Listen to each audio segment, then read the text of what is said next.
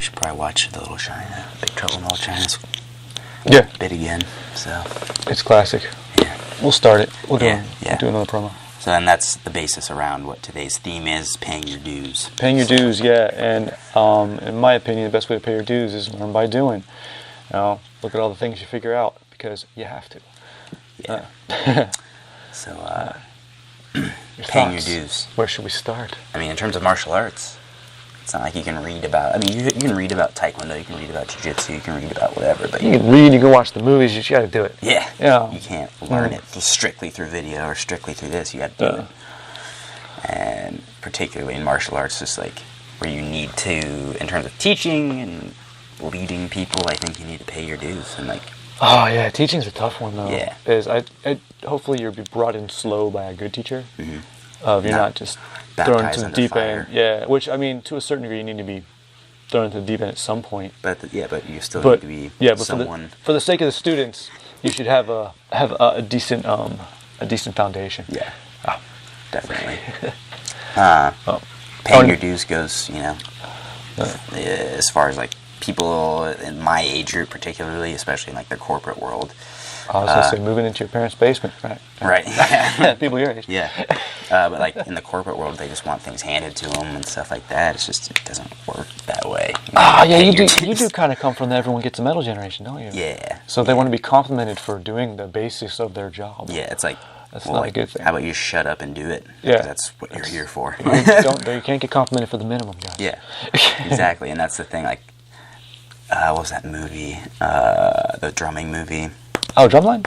No, the one with Jameson, the Spider-Man guy. What was it called? Generation Gap. I don't know. It was good. It was like an award winner. I'm gonna look it up. Okay, yeah. I mean, you got your phone right there. Yeah. Look it up. What the hell is that? While you're looking it up, I'm pouring some coffee.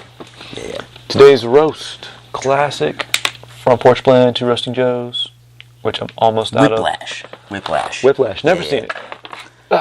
But he says at one point in the movie something along the lines of like, there's no more like harmful words, too harmful words than good job, or something like that. No, it's true.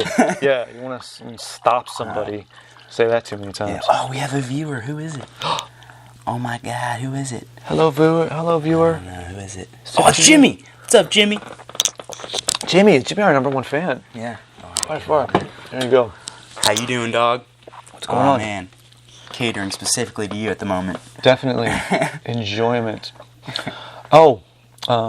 Catering specifically to whatever the heck this app is called. Your cup that broke? Yeah. Can I show you how to hold it? Absolutely. Without a handle? Yeah. Mr. Miyagi style, bro. Oh, yeah. No, I totally, yeah. Damn. That was the first thing I said. I was like, who needs a cup with a handle? I don't need it at all. You're thinking of like those kind of old school, like sake dishes that are thick, and you just kind of Yep. cup them. But yeah, paying your dues. Yeah, so where do we go with this today? I've been thinking about a lot of interesting things. Yeah, I was thinking about it. And I mean, we got to go positive and negative. Yeah. We tend to slip a little more toward the negative sometimes. Yeah, we just have the tendency to. We do, yeah. We're positive people, but that's how it works. We have a negative predisposition, I think. Yeah, well, or a negative experience to pull from. Yeah. That too. Yeah, that's good. But I mean, so you can go from, say, the obvious route of, like, for me, injuries. I have paid my dues with a multitude of life-altering injuries. And I was thinking about that, especially this week, because very recently my left hip shifted back into place. I don't know how to describe it. It's one of those kind of... It was amazing. Yeah. I worked a year for it. Like, all last year was kind of devoted to that. I'm trying to increase my joint space in that hip. And it happened, and I went and got a massage earlier this week, and my masseuse, Holly, was like, your leg feels human. What'd you do? I'm like, yes! And so, yes, greater things are yet to come. Thank you, Jiu Jitsu. Right. But, thank you, Jiu Jitsu. So, yeah. For many things. Yeah, but give me the opposite motions of what destroyed me, actually. Yeah. Lots of squeezing and pulling as opposed to extension and hitting. And so, I'm kind of thinking of paying my dues along those lines of Sure. The circle's coming back around here. Yeah. Yeah. I think you have to pay your dues in many ways. Like, I think people try, again, even if they, like, do endure a little bit of a patch of, like, oh, I endured this, and this, like, well, okay, now what? Now what are you going to do with it? Are you going to do some more, or are you going to leave? Going to keep going? Yeah. Jiu-Jitsu is particularly demanding, I think, just because it's an investment. It's a long-term investment. I think it's emotionally demanding for people who want immediate gratification. Mm-hmm. As you don't get it. You won't. And it's not, and what gratification I think you do get if you're doing it right is small. Mm-hmm. I put my hand in the right place today. Fuck yeah. And getting people to see even like the smallest aspects of it like that. Like, I didn't post the way I did last time. That's a victory. Or I didn't straighten my arm out and have it be dead. That's a huge victory. And then once you start realizing that those little victories start to add up, that's adding into your improvement overall. Like, just it's the 1% better every day kind of deal. You know, the Zen Principle at its slowest and finest, really. Yeah. So it goes back to episode 1. Trust the process. Which, speaking of paying our dues, personally, I would like to revisit that episode. Sure. I think we need to do the topic again. I'd love to. We can do anything again. I feel we're considerably better now. Yeah. Oh, yeah. We should. So we should do another one. Let's revamp it. Because like that's the thing. I've had thoughts on it too, so we can do that for sure. Ah, very good. Yeah, revisited. Oh, and also for those watching and also those listening eventually here, feedback. What did you think of the preview? I had a lot of fun making it. I had to develop that character. It was a good time. Learn how to use it. So just let us know. Let us know. Anything. And what you want us to talk about?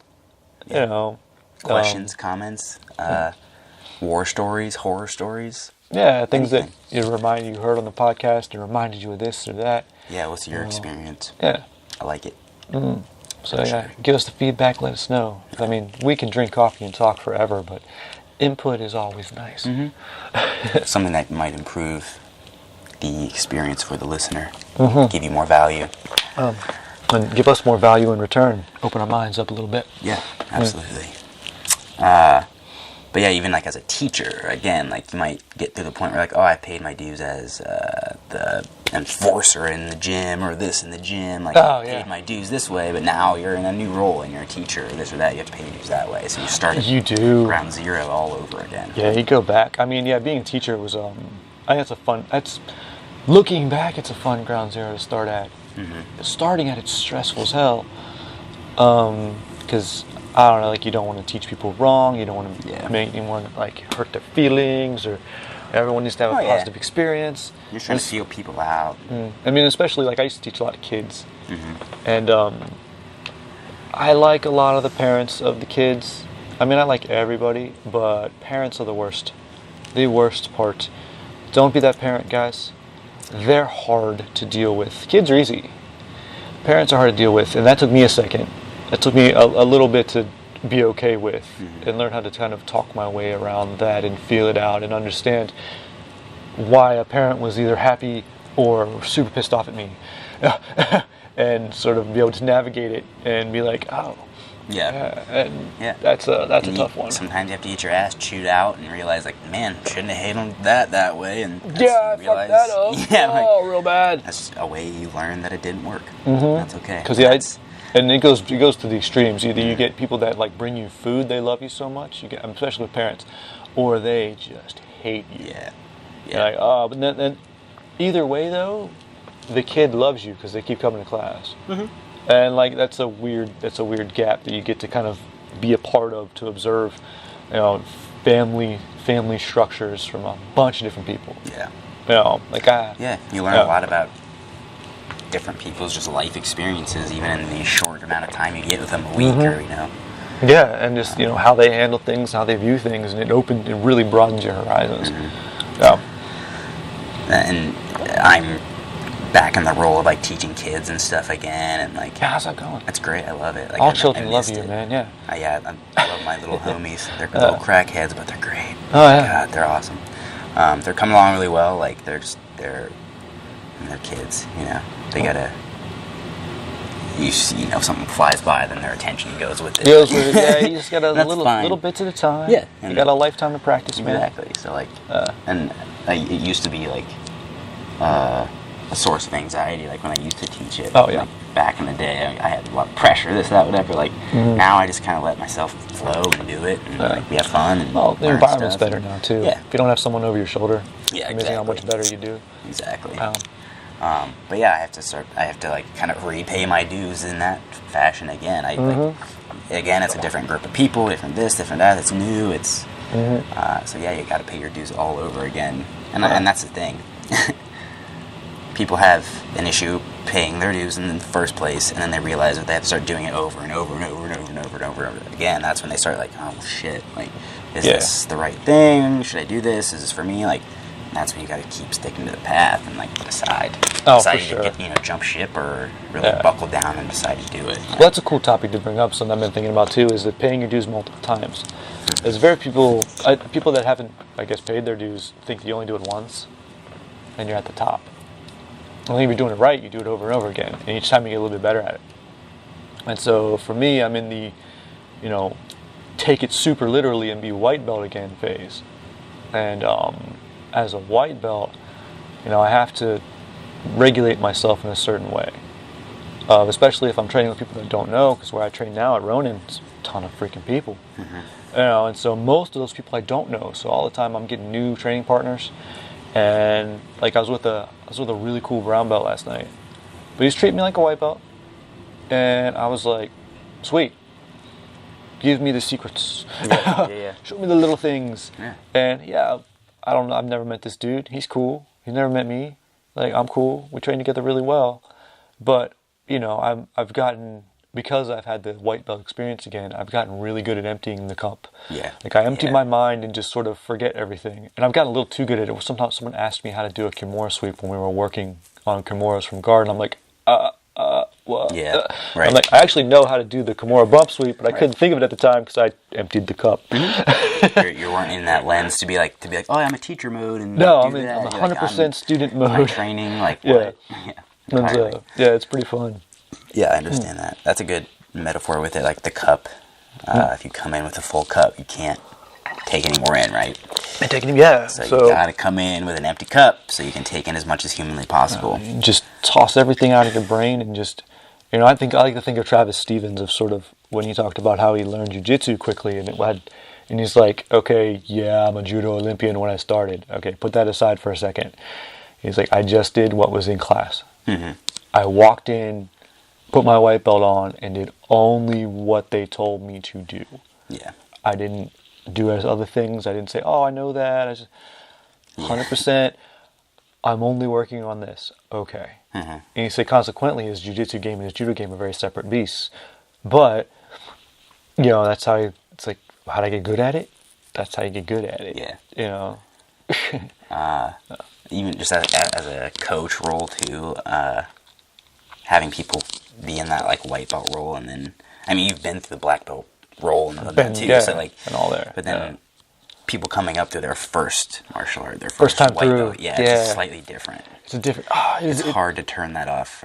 It is. If that's your first ego-crushing experience, you're gonna have to hurt you. And as the teacher, man, it's like, hard. You have to be able to. It's like your kid getting fucked up on the playground. You're like, oh man, you gotta know how to guide them through that. Keep them there. Keep them positive, buddy. Like, you're okay. It's part of the game. Yeah, you're not gonna die. Like, and that's the basis of a lot of it. Is like, they think they're gonna die. I suck. I can't do this. It's like, and this is a point that I realized that I had to kind of not tiptoe, but just communicate in like simple terms to my kids about like why you have to lose and let things happen and yield and this, that, like let things flow. And having the opportunity to have to think about that, those really nice, isn't it? Like with my daughter, we've been talking through that for years now. And it's been really cool that I've never done it with my own kid. I've had lots of students over the years, but you see them only so many hours a week, and even if they have families that you're friends with, it's still. But with like when she's mine, and like I've refined, all my skill gets refined. And it's really a fun experience, which I'm pulling from a lot from the days when I used to teach kids of what you're going through again right now. It's the same kind of. It's the same stuff, man. But like it's almost like Now that the spotlight's on, it's like, if you fuck up, this is my kid. Not the, yeah. Shit. This is the one I can't mess up. Yeah, but it gives you all these sort of moments. Yeah. To keep getting better. You pay your dues, and then you pay your dues again, and each time you level. Yeah. Yeah. And like, I think that's what people have issues with. Like, you got to fall in love with the process of paying your dues. Yeah, but it comes back to the process, man. Yeah. Process. You just gotta journey. Embrace the process, dude. You gotta trust it. Yeah. And we got 2 listeners. Oh yeah. We got Kyle. What's up, dog? What's happening? Sip to you, my friend. Yeah, indeed. Thank you for coming on. Yeah.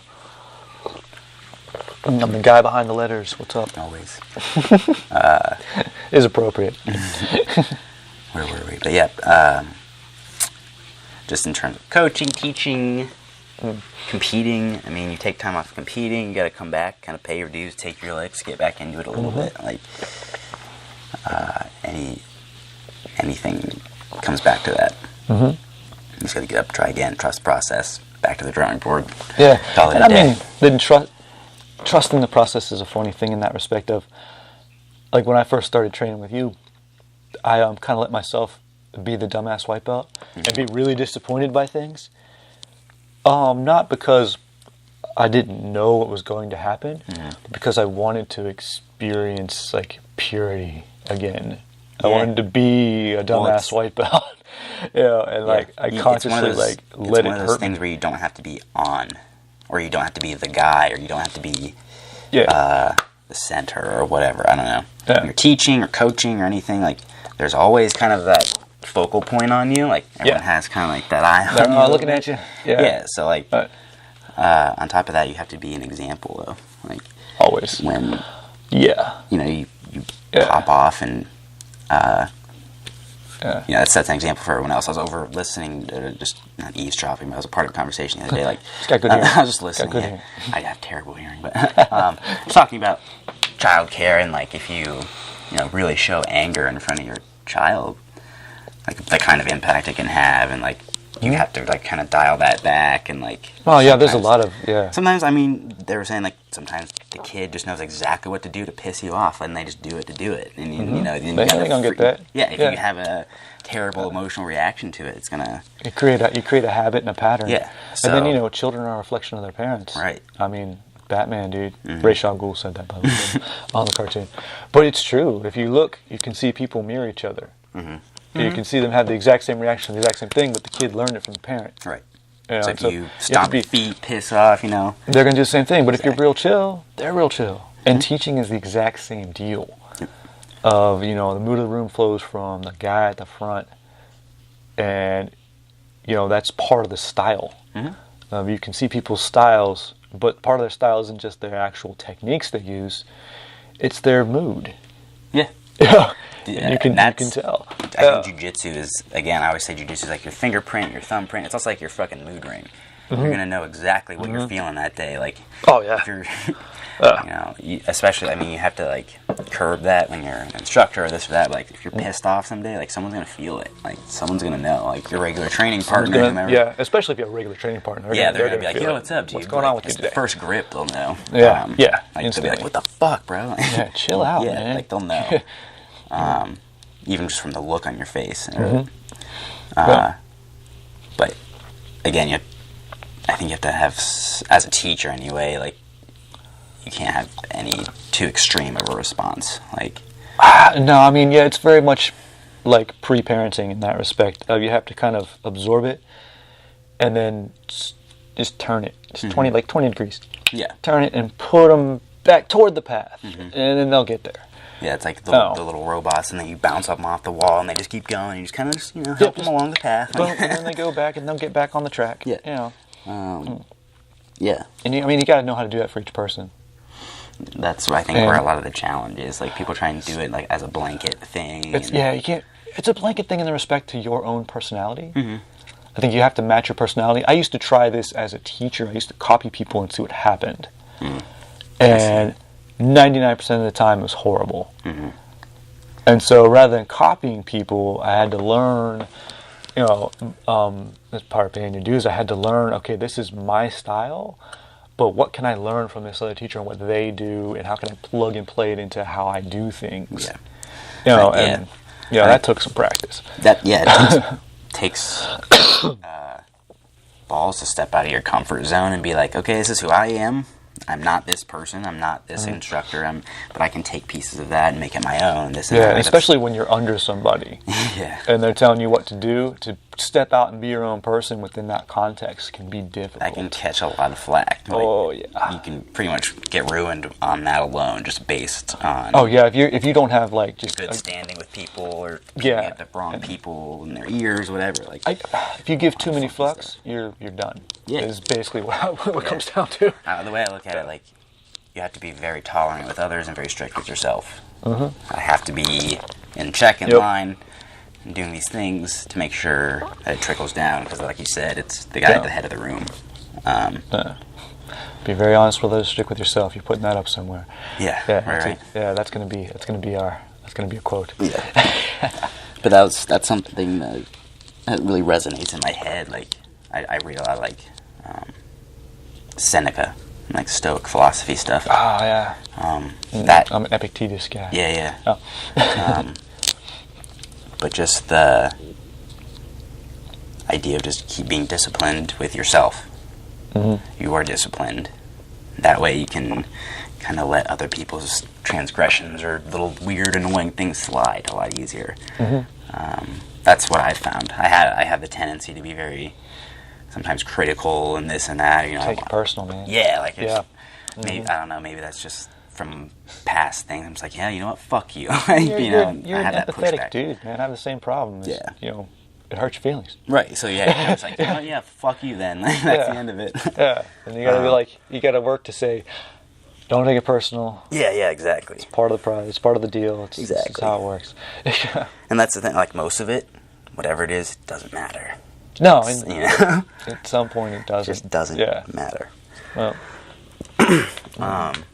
what did you think in terms of, like, as a new white belt, what was the thing you experienced most in terms of paying your dues, or what did you think? Paying my dues of what I was hoping for was that I had a chance to beat down my ego a little bit. Of having been pretty darn good at what I used to do, I actively looked for things where I was nobody. So, like, before I did jiu-jitsu, I went into boxing. I boxed for like 3 years. And my boxing coach kind of picked me out pretty quick, because punching and kicking are the exact same mechanics. Chamber extension, rechamber, turn the shoulder, turn the hip kind of stuff. It just, you sit down on a punch and you stand up on a kick. So I was standing up and everything, which was funny, but I clearly figured out how to punch real fast. He was like, You've done strikes before. What do you do? I'm like, all right, I got this stuff. And he goes, okay. And then he knew what he was doing, because he'd put me in situations where I got to suck. He'd put me with people that could catch me with that hook, that could, use small footwork instead of my big footwork, and come in and hit me in the body. He would do things like that, but then he'd also do things like just leave me the fuck alone. He'd go, I'd be on a bag, he'd come by, he'd give me like 2 things, like, put your feet here, work on that. Okay. And he would go away. That's good coaching and recognizing your students and this and that. And then, coming into jiu-jitsu, I hadn't boxed for a while. Three listeners. Steve, what up, dog? What's going on, Steve? Yeah, sip, man. I hadn't done anything for a while. I'd just kind of been hanging out down here, meditating, training on my own, raising my kids, and I was like, all right, it's time to get into that group again, be a part of it. And so when I went in, I wanted to see how I would react. And, it's kind of all in the map. Sometimes, someone would do something, I'd be like, motherfucker, what? In my head. I'd always keep it in my mind, but I'd be like, nice ego reaction. All right, let's deal with that. Let's unpack it. And then other times I'd be like, straight wipe out, like, I fucking suck. I'm horrible. Why can I get this? I should be able to fucking get... And so it was nice to expect the emotions and be able to take them in and move through them. And that's sort of paying the dues multiple times. Is I was able to kind of not rigidly say I'm going to do it this way and navigate it that way. I was able to take it in and let it happen and know that the process is the process. Enjoy it. I think that's one of the hardest things to get people to see, especially starting out with jiu-jitsu, is the bigger picture. And it can go down to this tiny, myopic, tiny little thing, you know, to this tiny detail, into this massive, like, life structure, and, you know, it scales. So, like, you can make it as small, like, oh, I can move my hand this way, or, like, oh, if I move my hand this way in life, this changes. Like, it's almost like a butterfly effect. It is. It's very much a butterfly effect. It's an example for, you know, it gives you that practice of just small adjustments. Yeah. And, you know, just taking it in and being happy about, like, yeah, I put my hand in the right place today. That the tiniest little improvement just leads to everything. What was it? What we were working on the other day? We were working on kimuras in class, and I was with a really cool dude, a really good partner that I tend to match up with on Wednesdays. He used to be a wrestler, so he's chill, which is funny, but yeah, like, he just kind of knows how to drill. And, like, so we're great partners. We're doing this thing, and I was hitting this kimura from guard, and Vitor comes around, and my elbow's up, and he goes, and I'm like, duh. Right. And he's like, holy crap, that's a lot tighter. I'm like, Demian Maia's gonna strike me down dead. Open elbow, close elbow, strong. Lord Maia, he's gonna know. If you've ever seen Science of Jiu Jitsu, I highly recommend it. But he talks about that a lot, and he's like, weak, strong, weak, strong, all the time. And I'm like, God, I know that. But it was cool, and it was that much. And Vitor just came around, just pushed my elbow down. He's like, there is much better. I'm like, yes. Yes, it is. You know, but that's also the outside perspective you need from coaching. That's to notice all the little details, man. Yeah, like, the way I think of it a lot is like, I'm shining a light through you. If I can see light on the other side, that's where you're fucking up. Like, yep. Oh, there's the hole. I see the sunlight. I'll plug that for you. Yeah. Jiu-jitsu should be generally symmetrical and geometric, realistically, if you're doing things right. You know, it should be pretty rigid. Not rigid, I shouldn't say rigid, but... Stable. Stable, yeah. Yeah, it's... Stable and structurally stable. It's spherical geometry. Right. Basically, with just, like, rods poking through it, basically. With your body. Yeah. So you have to control everything at once. So for anyone who doesn't know jiu-jitsu, it's like, just touch all of yourself to all of their self and hold them in place. Yeah. And then make them cry. Yeah. Pretty much. Yeah. I remember, paying your dues in terms of different types of martial arts too is different. Like, striking versus different. Grappling. Like, you wouldn't let, that's just like, I don't know, like, you wouldn't let, like, some mad dog motherfucker go beat up some new guy if it were striking, usually. Nowadays. Nowadays, yeah. So if it was the 90s, yeah, if it were, and it was still, like when I grew up, late that 90s, occasionally early 2000s, happened. like, UFC boom, like, everyone wants to see, like, if they're fucking tough in this, like, yeah. Well, I'm talking about two different booms then. Because I'm talking about the style versus style, like, dojo storming days. Right. Then the UFC boom. Right. Those are two entirely different things that I got to live through. Because in the 90s, we all just wanted to beat each other up. It was literally, it was fun. It was, you do something, I do something, let's see what happens. Yeah. And some people were like, I had fun with it. But some people were real serious. Like, you dishonor them and, like, their whole family and their lineage if you beat them. And I'm like, okay. I just wanted to learn how to do that knee. That was cool. Yeah. I was see how I can hit you. But then when the UFC came around, especially after Ultimate Fighter in 05, you'd have people come in, I want to train UFC. And sometimes you had to smash their face in the mat a little bit, kind of let them know, like, yeah. So, and that's what, after that, though, is when you start to see, like, maybe they'll stick around and make something of themselves, kind of, or they'll be like, fuck that. It was a much more extreme weeding out process. Yeah. The people that didn't mind getting smashed stayed. Right. And then chilled out and became better. And, you know, people that did. And so now we don't do that, which is good. It's just not commercially acceptable in terms no, of business. It was never commercially acceptable, just social media didn't exist. Oh, yeah, exactly. So it was rumor. It was rumor. You didn't have cell phone video, everything, yeah. So, and now that's a cool thing about it is it forced everyone to improve teaching methods and gave everyone a chance. Like, you don't get one chance to be like, I'm okay with this. You get many chances to gradually become better and you're a human person. Well, think of, you know, how many times in a day do you go outside and say someone says some bullshit to you. You can decide to pop off and have an emotional reaction, or you can use your training. Today, none. Haven't left my house. Yeah, yeah, see, but you know what I'm saying? yeah, But you can use those as opportunities to be like, okay, this is to my chill time. out and relax. That's my real life application of jiu-jitsu. Oh yeah, definitely. Road rage, or I personally like. You cut me off, I'm gonna be screaming every other cuss word. You might not see it, but in my head, I'm going nuts. Yeah. No, he may be in a hurry. That person could be on his way to the hospital. Yeah, but then I'm also like, yeah, whatever. I hope they bleed out, motherfucker. Take your pick. Depends on the day, how much coffee I've had. Yeah. After this coffee, everyone's happy. Oh, dude, I'm good. Today's awesome. Mm-hmm. Today's a great day. It's been a good day. The dishes are done. The keys are in the laundry. I'm happy. Good.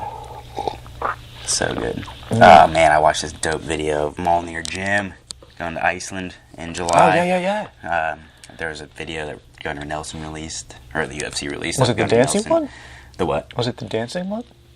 Dancing one.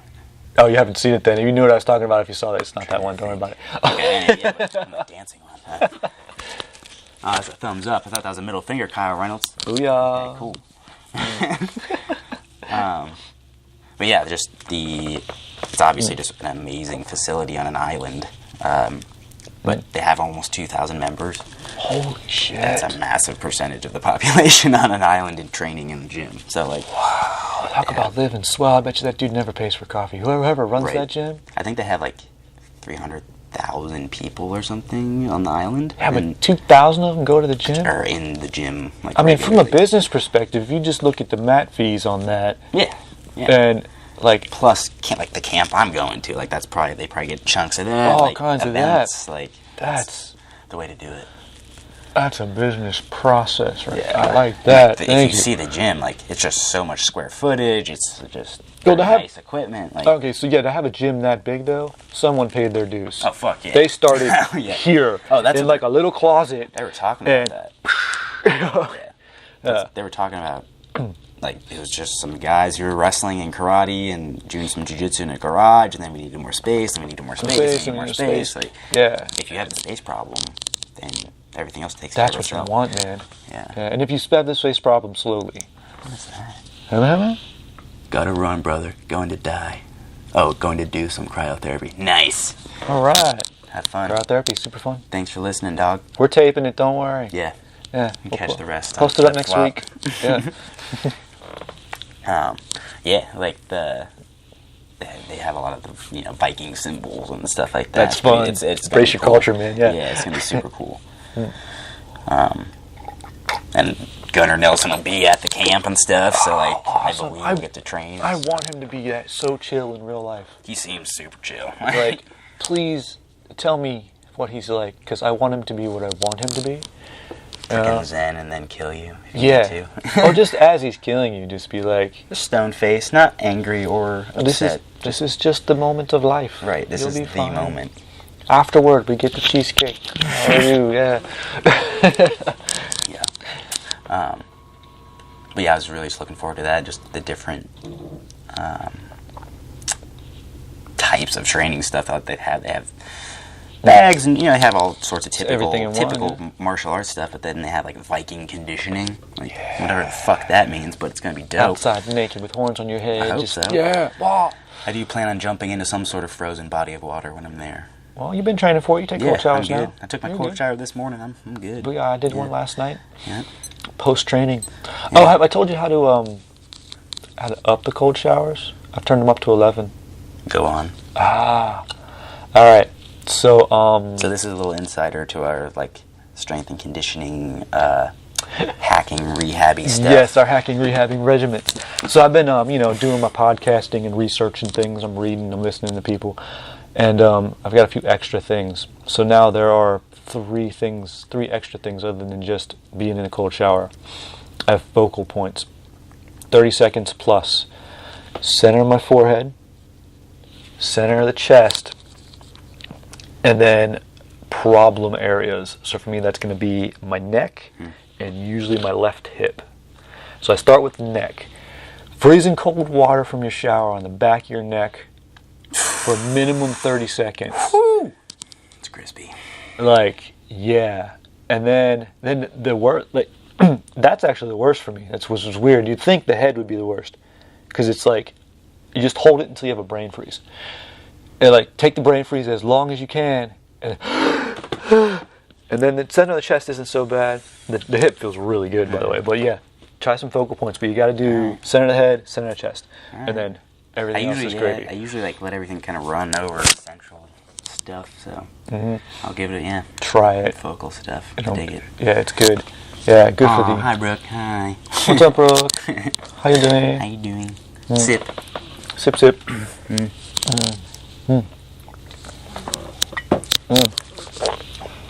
You know you make good coffee that as it gets a little cold, it still tastes good?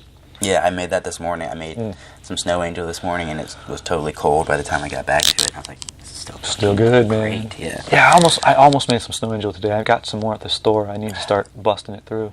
If you're not on Snow Angel, get on Snow Angel. Get on Snow Angel. But I thought for our first live episode, you got to go to the front porch. Yeah. Front porch is the stuff. The classic. So even as podcasters, I mean, we're paying our dues now. We don't know what the fuck we're doing. Yeah, got to put my trucker hat on. There you go. We're winging it. Damn. Snow Angel, yep. Yeah. She knows. Converted. Got her hooked on that. Yeah, get some of the Two Roasting Joes too, man. Yep. Yeah, they got an Irish cream out and a nutty Irishman out that I need to find. Yeah, it's good stuff. Yeah. God, I love coffee. They have Instagram has like little stickers or whatever. They have like a Mocha Pot little thing, like little. Oh, do they? Yeah, like pretty specific. Wow. Coffee. Yeah, a Mocha Pot is a very specific coffee implement. Like not just like a drip or whatever, but like a Mocha Pot in a little cup. Like it's very specific. If you know. We haven't used the Mocha Pot in a while. Coffee, yeah, the Mocha Pot's good. You have a pour over thing? You do pour over? I don't do pour over. No? I don't like filters. No filter. I'm unfiltered. Well, they're not just that they're a bitch. They take the flavor out, man. Yeah, I mean. I'm not into less flavor in my coffee. I want more flavor and less acidity, not more acidity and less flavor. Gotta get that boldness. All right, so paying our dues. We're drifting again. Always. Yeah, always. That's part of our fun. All right, so how about... All right, I'm going to take this down a funny route. Paying dues with coffee. Yeah. Okay, so for me, the inspiration for coffee regular started when I was in college. I've never been a coffee drinker, especially to wake up. I think it's cheating and you're weak. If you drink coffee to wake up in the morning, you've disgraced yourself. So I avoided it completely forever. But like probably my sophomore year of college, library I worked at, from 8 to 9, it's the same 10 people that come in every day. And we started making coffee for everybody. And at one point, it became my job to make the coffee. And so I got really into making the coffee. But like we had a coffee maker and a filter and went and bought the Folgers, all that. But like I really got good at that because everyone loved it and I wanted it to be perfect for them and I made sure everyone's cups were clean and all that stuff. And then one of my bosses, Krista, shout out to Krista, she'll be listening. I don't know if she's watching, but she'll be listening. She was like, go down to the coffee shop and get us some drinks, man. And so like on Sundays when we'd work, I'd always walk down to the coffee shop, I'd get us some coffees and come back and we would sit and chat. And that was sort of the first coffee regular in my life, where the mornings with the coffee maker and the Sunday afternoons with the coffee from the coffee shop, and you kind of see the upgrade. And then, as I got older, like oddly enough, Tim Hortons has always been a big thing for me. That's my pre-training, and so like I'd have Tim Hortons before I kind of trained, and then like the first year I lived here, I swear to God, I lived off gift cards for 3 months. After Christmas, all my students and their parents and everyone gave me gift cards. And I lived off them. Yeah. And so I had a lot of Tim Hortons bucks. That's your undocumented pay. Yeah, seriously. And that was that was oddly enough another weird upgrade. But then I was like, the Tim Hortons ran out and Starbucks next to where I worked. I knew everybody there. And they give me free coffee all the time. So I'm going to Starbucks now.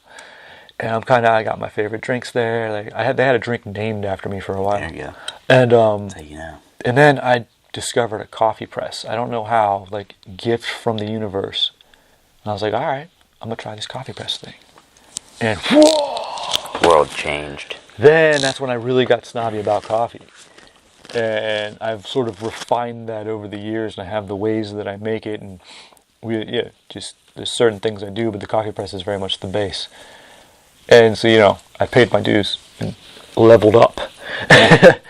I think you need to have the entry level whatever. You got to come in at the beginning to appreciate the higher level stuff. You can't start off, fucking wine or something. Like, you can't start off with like some like $800 bottle or something. You start with a $2 chuck, dying in a field when you're underage or something like that. Start off with that. You know where I started off? What? My grandpa at a wedding. Whose wedding? Was that my mom's wedding? Yeah, it was. He's like, put the champagne in the punch, boys. They can't tell. And me and my stepbrother getting hammered on champagne when I was like 6. See? But perfect. It was good. Yeah, that dude had a wine cellar. He was good. He was the man with the wines. But I think if you want to ever say like, oh yeah, like even just if you ever want to put your 2 cents into a conversation about coffee, like you had to have started with some fucking shitty coffee and worked your way up to some nicer stuff. Yeah. Hopefully. A lot of people get stuck, and then they don't drink the good coffee and don't understand what it is. Mm-hmm. And that is, I think, our side mission. Yeah, like really, like if there's a mission to this, jiu-jitsu and coffee. Yeah, just do both at the highest possible level, guys. And realistically, like, some is better than none.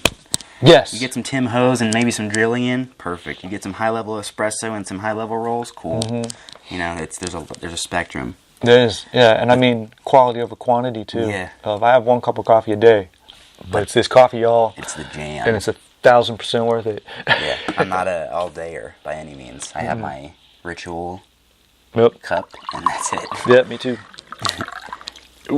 Today is different because you've already had some. Yeah, it's coffee day. It's coffee day, but it's just podcast fuel. So, But okay, so we've gone through the coffee level. Where else can we go with paying the dues, man? What are you thinking? I mean, I think even personally, like, people have the tendency to live above their means, right? I get you, yeah. Especially people my age. That's everyone. Yeah, but now, especially again, when you're young. Social media. So again, the social media sped it up a little bit. It sped it up, and you can create something. That people my age, we just had rappers. Yeah. We just watched the videos. Oh, damn, that's cool. We must have that. I love that chain. Little do you know that it's not theirs or whatever. It's not theirs. They borrowed it for the video. They're creating the image. So yeah, they create the image that their life is like this or that, whatever. Whereas, where their parents probably gave them that, or like they didn't work for that, or there is no documentation of what they did to get that. It's just that. Yeah, people don't want to go through the steps, man. Yeah. So like, or they live in a place they can't afford, and they just get in debt, this, that, whatever. Like, I lived at my parents for a long time. I'm 26. I lived there until last year. Like, I just jumped out, and like, I live in a shitty apartment. Like, it's not shitty, but like, it's not. Awesome. I've never seen it. I don't know, but he said he wanted to put mats in it. I'm putting mats in it. It's gonna be the Hood Dojo. It's gonna be the bomb. But like, it gives me money anxiety at night if I'm like, oh god, if I fucking I can't do that shit. So I live, to my means. Like, yeah, you have to. And I think a lot of people get caught up in wanting shoes, cars, jewelry, this, that, whatever. Like, if you got some meals and a 4 walls and a roof, like, you're good. You got the ability to train. Yeah, I mean, slowly upgrade those means, man. Yeah. Because, I mean, I did very much a similar route to you of kind of living in nothing, and now I live here. Yeah, we'll do a tour here in a second. Yeah. But you got to look at this place, and everyone wants to think that it just appeared. Yeah. It took me 10 years to build this. Yeah. Solid 10 years to get to where we are today. And so, real quick, let's look at that in terms of paying your dues, in terms of other people paying your dues with you. Okay. You can't be absent during my struggle and expect to be there during the success. Well, okay. In a way. There's 2 levels to that. Because what if you just meet someone during success? So that's different. I was already fairly good when I met you. Sure. You're on the list to be invited here. Right. So, speaking of which, there is a list. If you're on it, you know. If you're on it, you know. And if you're not, you can't come in here. Probably work to get on it. It's my home, guys. But just in terms of, especially martial arts, like highlights that. But just, I mean, you don't want to treat people like shit. So my daughter just recently did a report on Muhammad Ali. She chose to do a report on Muhammad Ali for Black History Month, which I love my kid. It's awesome. It was awesome. But I gave her this quote. I had a bunch of good books on them. I should have given them to you. Yeah, I didn't think about it. Yeah, I mean, Muhammad Ali's Muhammad Ali. Yeah, you can find just whatever you need. So, but I have a really cool quote from him that I like of that waterfall. He said, "I always pay attention to how people treat the waiter. Because if you're a jerk to the waiter, I know you'd be a jerk to a waiter and nice to me. I know it'd be different if the situation was different, right? You know, if situations were reversed." And she was like, "Yeah." She said, "Why are you nice to the waiter?" Like, well, yeah, kind of, but one of the reasons, yeah, too, but yes. one of the reasons, but yeah, I'm nice to everybody because why not? You know, if you're a jerk to people because you think of they're in a certain situation, you're wrong. You bumped you up. Don't know. That's not Who's cool. on? Who's that? Oh, it's John. What up? What's up, John? Perfect example. Who's the Prince of Abu Dhabi? Yeah. Who's that guy that started ADCC? Yeah. Who was just like a college student that was going to Henzo's school? Tanyun or whatever. Yeah, and Henzo was cool to him. And now, like, ADCC exists? Yeah. Yeah. Exactly. It's like... Exactly. Well, yeah. That's very, like, jiu-jitsu specific example, yeah. Or just something like you can appreciate someone else coming in and then say, I've seen jiu-jitsu black belts go into like a judo class and put on a white belt. Like, which is awesome. I love that. I'm like, yes, awesome, 100%. awesome. Yeah. But sometimes it's hard to like. Sometimes people come into other schools or this or that, whatever, and it's difficult to be like, oh, do I deserve my belt with them and this, that. You can go through like an imposter syndrome thing almost. Can I give you two situations on that one? I've got two good stories for that one. Yeah. Okay, so we got one that would be you. When I first started training with you, and I was like, can I purchase a white belt? And I was talking to AJ at the time, actually. And I kind of had a decision to make. I said, do I tell people I have experience or do I not? I want to be a white belt, but I'm clearly going to be comfortable. I don't know that I'll be good, but I'll be real comfortable grappling and they're going to notice. So I was like, how do I balance that out? I'm like, I have experience doing this. Like, I've done a few things. And I kind of gave the list, but I'm like, I don't want to sound like an ass. Right. But I need to be honest, right? Yeah, you don't want to be like... Yeah, and so I very gladly put the white belt on, like, probably more excited than most people are to put a white belt on. But all at the same time, I was like, I'm going to be fairly comfortable. I don't think I'm going to be good, but, like, I'll take instruction well, and I'll roll around on the ground just fine. You can wrap your legs around my head, and I won't be uncomfortable. I think it's exactly what I said. All right, so there's that aspect. And then I see another aspect of it, another thing I went through once, is I was training at someone else's school after the school I taught at closed. And he had this Hapkido class. Now, I'm kind of sort of a black belt in Hapkido. Like kind of the way I'm kind of sort of an unofficial black belt in Judo as well, which I've renounced, by the way. My Judo is no good anymore. 7 years and 2 hip surgeries will take away Judo away.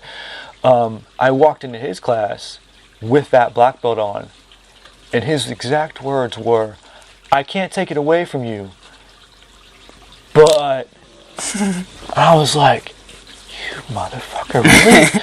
Like, what are you going to demote me to? Yeah. Like, and so, at the time, this was years and years ago, I got a little cocky on that one. I was like, you know what? I'm crushing everybody. I'm outdoing everyone in this class. Because I don't care if they have a black belt on or not. And, like, I just kind of did. I knew all the techniques. I knew them better. I did them better. I tossed some judo in there just to make some people mad. And, like, it pissed me off. Yeah. And I shouldn't have done that. But, you know, as a lesson, I'm glad I did, because when I got to training jiu-jitsu, I had already gone through that sort of offend my ego bullshit. Yeah. And I was like, cool, everyone do what everyone does. Yeah. You know, and if you're cool, you're cool. If you're not, you're not. I'm here for me, not for people's opinions. Yeah. Oh. Yeah, I've had plenty of experiences where I'm like, I have my blow up, throw everything, fuck this kind of thing, and you have to have those. Like, and you got to go through it. And I mean, hopefully you go through it in a place where, I don't know. I mean, I'm glad I kind of went through that in a place where I was not going to stay. I'm not really connected with those people. But then again, if you go through that with people that you're real tight with, they can help you through it. Oh, yeah. Absolutely. It's, they might be a little more understanding as to why you put their ass through the floor, you know? You might understand as to why you slap them or something. You'll be like, initially, what the fuck? But overall, you'll get over it. Yeah. Because at the same time, it's not fucking ballet. Yeah. It's fucking fighting. Ballet's hard, though, buddy. Yeah, no. That's it. We're just not. It's contact ballet. Yeah, contact ballet. Strong. Yeah. Sorry, I don't really like wearing hats. I was just wearing a trucker hat for a fact. I feel it. Yeah, hats are rough. I mean, yeah. People my age particularly, I think. People my age now just starting martial arts or jiu-jitsu, whatever, like, I think they'll have a pretty rude awakening when it comes to, like, how long it takes to do anything. It takes how long? What? Yeah. You know, like, what I was talking to I was at there's an Arab market down the street from me that has the best falafel on the planet. I go there sometimes on Wednesdays and get some falafel and some hummus. And this young kid was running the front counter. He's like, I used to do Taekwondo. You know, I got my black belt. And then I kind of stopped. He's like, because I had a jiu-jitsu jacket on. And he's like, what belt are you? I'm like, I'm a white belt. He goes, how long have you been training? I'm like, 3 years. He goes, did you take some time off? I'm like, not really. And like, look on his face, like he couldn't understand. Yeah, like you got, what? Yeah. And he was cool about it, but I'm like, yeah. He said he wanted to get back into boxing, so I recommended my boxing gym to him. But but it was funny.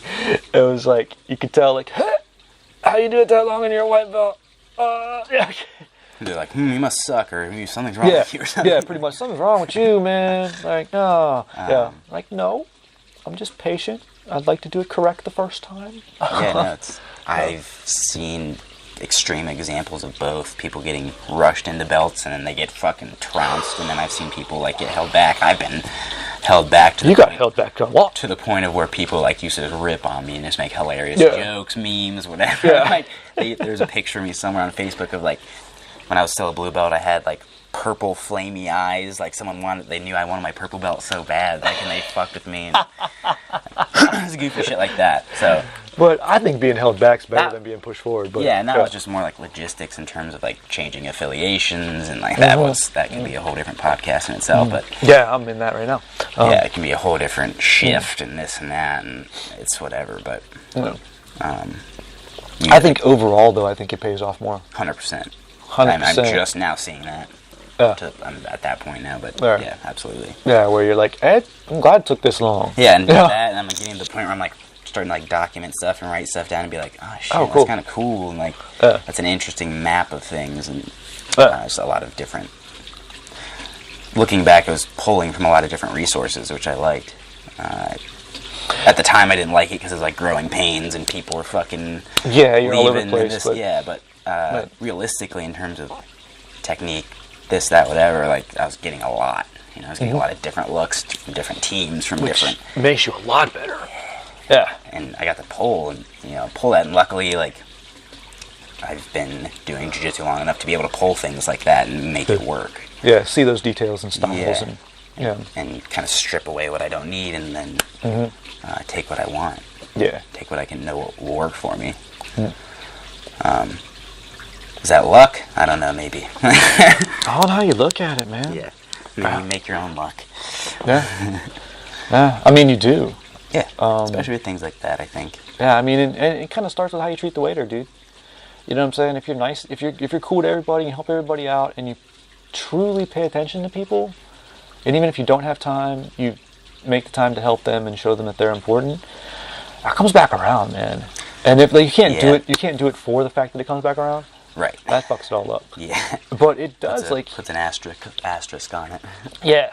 It's like when me and my wife first got together, she was amazed at the amount of free coffee I got wherever I went. And she's like, how the fuck do you do that?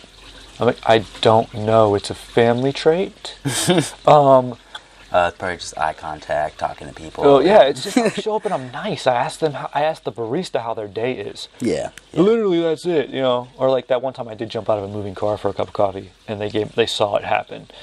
with sandals on. And they were like, no, you don't have to pay for this macchiato today, bro. Passionate about coffee. Yeah. But that was a fun one. But yeah, no, it's just, I was just like, we're just nice. Know everybody, you know. Another thing my wife likes to laugh at me for is how I know everyone at Target. Like everyone that works there. Like I look forward to seeing them. They look forward to seeing me. We have things we chat about. And I'm like, people don't do this? You don't know everyone at all the places you shop at? Like, because that's normal to me.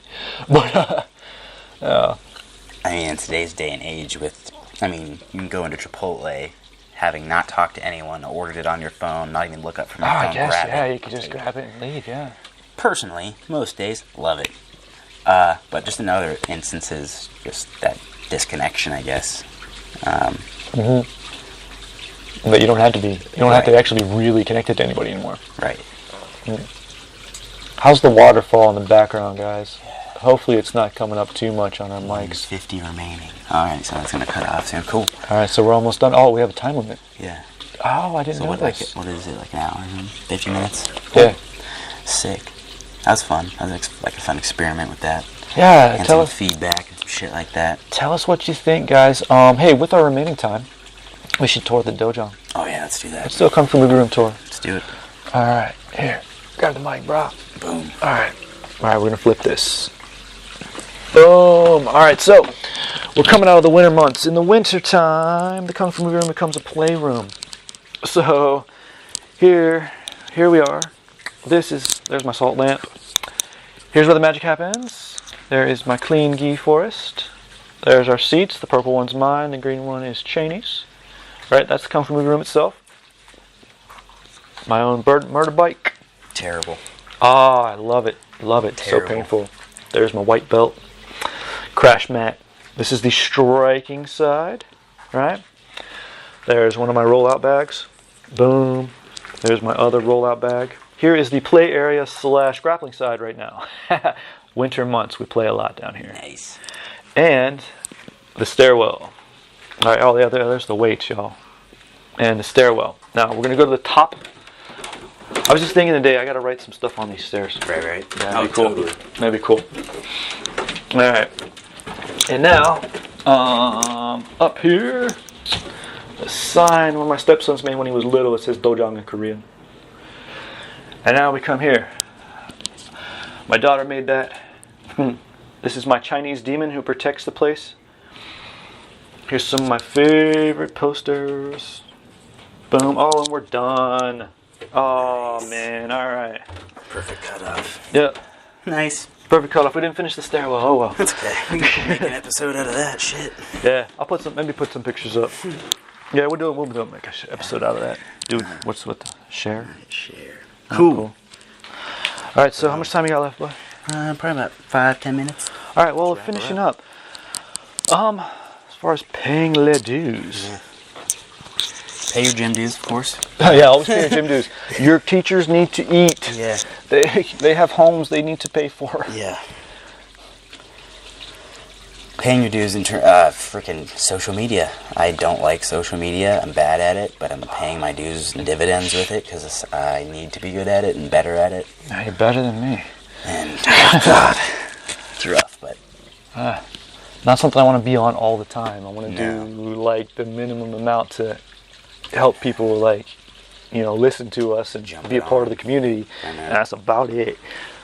Other than that, it's just there's just so much. Mm-hmm. I think we've got it down to a nice rhythm, though. Yeah, and I think we're about as social media'd up as we're going to be. Yeah, realistically. And I think we got a nice loop between everything. I feel like maybe iTunes for iTunes is happening. Yeah. So other than that, I'm pretty much. Yeah. Yeah, I think that's the only thing. Yeah, eventually, I'm going to apply for that soon. Word. Next week, I'm going to apply for that and be on. Tickety tunes. Yeah. Watch out, Joe Hogan. We coming for you. Yeah. Spotch, whatever. Yeah, you come down to the Kung Fu Movie Room. Yeah. Hang out with us. Yeah, we need to do another Face Kick Friends episode. Mm-hmm. We have many friends, so we invite them on. But I don't know. So as far as where you're at right now, where are you thinking about? Are you paying your dues in any particular respect, or are you benefiting from paying them? Like, what are you thinking? I'm in the rhythm with paying them. Mm-hmm. I'm in the flow of paying them. I enjoy paying them. So. Yeah. Have they paid off? I don't want to say yes. I don't want to, like... You don't want to jinx it? Right. Or just, like, I mean, yeah, the balls are rolling, I suppose. I got a lot of irons in the fire. I got you. Like, things are kicking. They're cooking. So we'll see. Okay. Let's check back in, like, 3 months. I got you. I think we're moving in the right direction. Yeah. As far as... I mean, I feel decent. Yeah. And... Feels good. I've been trusting my gut, and things have been okay, and so I'm trusting the process. Well, yeah, as am I. I mean, I've had to reassess the dues because, in one respect, I have everything I ever wanted, aside from being a world champion, which I never got, which I'm okay with now. I got the basement, I got the family, I got the I'm okay. Yeah, yeah. And so I had to go find new things. Yeah, and that's okay. Yeah. To go and give yourself permission to be like, okay, I'm at this point, emotionally, mentally, this, that, whatever. Like, if you need to go and do something else, do it. Or vice versa. If you need to scale back and take care of your shit, do that. Yeah, do that too. Yeah, definitely. And so, yeah, just finding new little goals, like, jiu-jitsu in general, fixing my hip, feeling, getting everything evened out. Yep. Been big goals for me right now. And it's cool because they're, to most of the world, those are insignificant things. Mm-hmm. But I've been able to kind of put them in a place and make it be something that I really want to shoot for. It's cool. Sleep has been... I paid my dues with sleep recently, and that is paying off. Like, my body is healed, and, it recovers better, and that is one area where I'm like, that is an absolute... guaranteed. Developing that bedtime routine, man. I love sleep. Sleep is good. good. I used to be terrible at it. I still have my rough nights here and there, but like, dude, when I'm sleeping. Yeah, learning how to just pass out is good, man. And like, I gave myself permission to enjoy it too. I used to be like, oh, you can't take naps, you can't fucking do this. Like have a nap. But paying your dues in that way, you've given yourself permission to do things that you used to think were failures. Exactly. And that's just like bringing everything into like that healthy balance that way too. Mm-hmm. So I guess that's what a lot of it is finning that healthy balance. And what that, just finding what that means for you. Yeah. And for us, it involves coffee and sleep and training. Jiu-jitsu, And possibly some food. I don't know. Yeah. But simple it's pretty stuff. solid. Yeah. All right. Well. Yeah, we're about done. I think we're wrapping up. All right, very cool. What episode is this? 13 or 12? It's 12. 12, sweet. 12, yeah. That's what's up. All right, well, live was fun. Yeah. See how that goes. Good experiment. We'll do a tour. We'll do a video at some point. Try live again, make it a little better, see what happens. Yeah, paying dues, so fuck it. Yeah, figuring it out. All right, thanks for coming along the ride. As always. Tell your friends. Keep your coffee regular. Peace out, y'all. Peace in, sorry. Peace in.